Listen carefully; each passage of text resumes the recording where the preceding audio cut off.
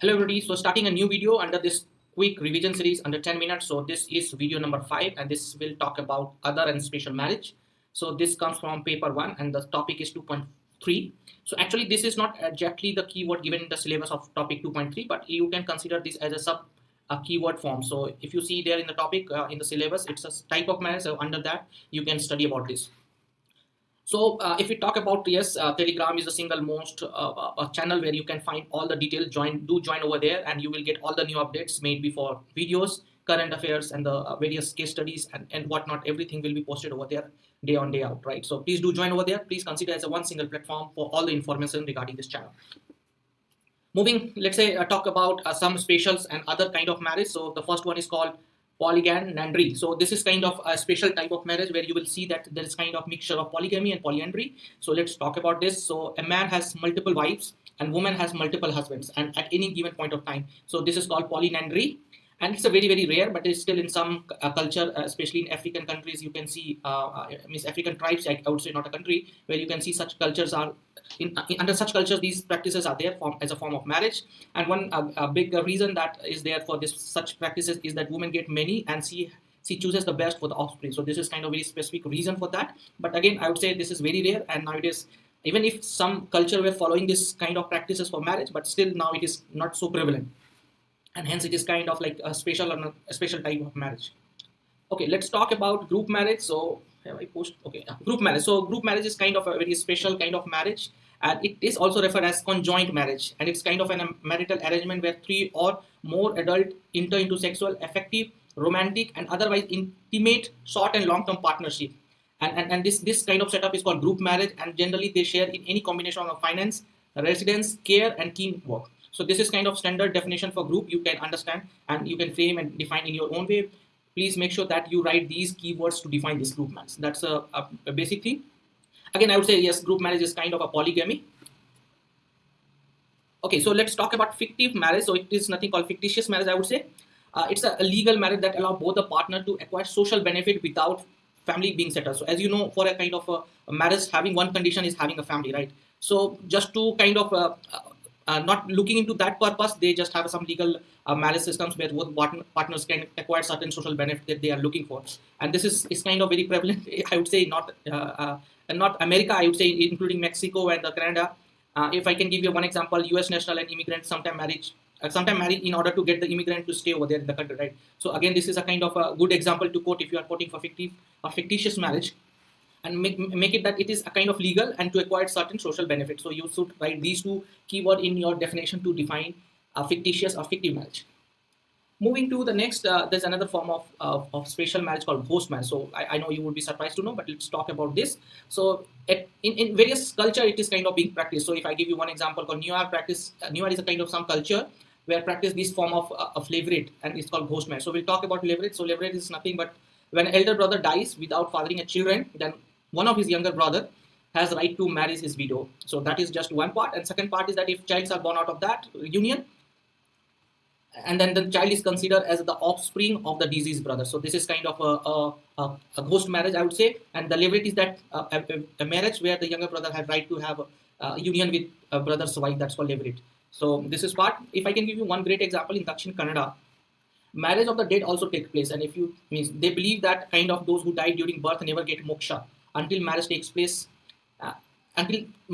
So it's marriage is a special ceremony in terms of religious perspective for them. And if you go into Dakshin Kannada, so they do make a ghost marriage. So some kids, some child who got who died in birth time, so and then another some female child with having the same conditions, they bring it together. Means I don't know how, but yeah, some religiously ritual that they do, and hence they call it a ghost marriage. And the purpose is to get the moksha. You can see this religious connotation is there, right? So this is the thing. I know this cannot be asked directly, but when you are writing an answer and related to marriage, you can bring those kind of diverse idea and include this thing in your answer so that it looks very holistic. And at the same time, if you give example like this, it will definitely stand out your answer and it will fetch good marks. Moving ahead, so let's talk about a few other kind of weird kind of, I would say, type of marriage, but let's look into that. So Levine is kind of a great anthropology, and he defined that polyquity. So polyquity is kind of when one woman is married to one man but has some sexual relation with other men in addition to her husband. So this is kind of some arrangement, and if you see that is practice of partial paternity and the belief that more than one man is the genetic father of child. So this is a belief. Obviously, if you talk about science and genetic, it's not possible, right? So, but this is the belief, and they do practice this thing with this belief. And if I give you such example, so example is that Yanomami of Brazil and Eki of Prague, which is a country, they do have such kind of marriage rights, right? And this is the very special arrangement where they have the union. And this is the idea behind the genetics of that child have the many fathers. So that's a weird thing, but yeah, this is the belief. Okay, now look into that secondary polyandry. So secondary polyandry it is called secondary polyandry, but let's talk about how is this happening, and you will find this modern day things are matching with this practice. So when an original married couple part away and each acquire a new mate, but they continue to have their relations with each other whenever they feel like. So using modern technology, I would say terminology, I would say it's a kind of divorce with benefit. I know it's not a social work to write, but yeah, definitely you can coin your own word in your social sense to define certain things. So this is what it is. If you look into such kind of marriage, there is a very little or no jealousness over extramarital sexuality, and this behavior is very much accepted and generally accepted. So this was kind of mentioned by Peter in his some book and journal that he has written, and this is about secondary polyandry. And if I can give you one example, Gui Bush, people of Kalahari Desert and the Irvik of Nigeria are kind of having such kind of practice in marriage. I don't know whether they call it marriage or union or whatever marital setup, they do this practice. So this comes under a bigger umbrella of marriage, and hence we are defining it as a secondary polyandry. Okay, so let's talk about one more special kind of, this is called walking marriage. So if you know the Nair systems and its cultures around the unions and the marriage, it's more or less right the same, right? So if there's an anthropology called Peter, so he defined this walking marriage as kind of Nair polyandry. So let's talk about that. So walking marriage is a kind of woman is not married and is ritually married to claim and choose which man with whom they want a relation, mostly each evening or whenever they want. And the claim, and obviously this is kind of free will thing of a woman, and especially if you report about Nair. So this was happening in some point of time, but still there are few practices of such nature are being still upheld over there. So obviously the clan set the rule and the limit concerning which male have access to woman, but the choice is hers and within those limits. So such things and rule and regulations and value systems are upheld around these practices. But mind it that in this union kind of thing, I don't know whether we call it marriage or not, but there's a union, and the woman is not economically dependent upon that man and that man with whom they had a relation, right? And this relationship can begin and stop without ceremony. So if you know that Nair system, there is no formal ceremony for union or the marriage. So this is the same, and hence it was called Nair polyandry by the Peter. So biggest thing is that there is no formal thing. There's no formal thing or ceremony for such union, and it can stop and begin at any point of time without any ceremony. So it was kind of noticed by the Peter, which is the great anthropologist. Let's talk about a few other examples. Lily of Congo and the Lily of Kasai in Congo practices walking marriage in form of a wife of the village. So this is a great example you can quote about that. There's a concept of wife of the village, which is about the walking marriage. So she has all the right to I don't know what should I say, but yeah, she has all the right to have a relation with whatever man that she wants. And Mosua of China. So Mosua is again one of the tribes in Yuan city in Yuan province in China. So they do have this kind of walking marriage in their culture. So this is all about walking marriage, and great example is Nair system, and you can always Google it out and just check out about this in detail, where you can create your own case study and put it wherever you discuss about the culture, marriage, and whatnot. Okay, let's talk about one unique kind of case study, which I already mentioned the name wise, but Mosua tribes is basically kind of southwestern China, which is Yunnan, and it has been practiced in kind of walking marriage where ladies are allowed to indulge in hookups, and then they have the relation with their lover, generally referred to as axia. So this is they call it axia.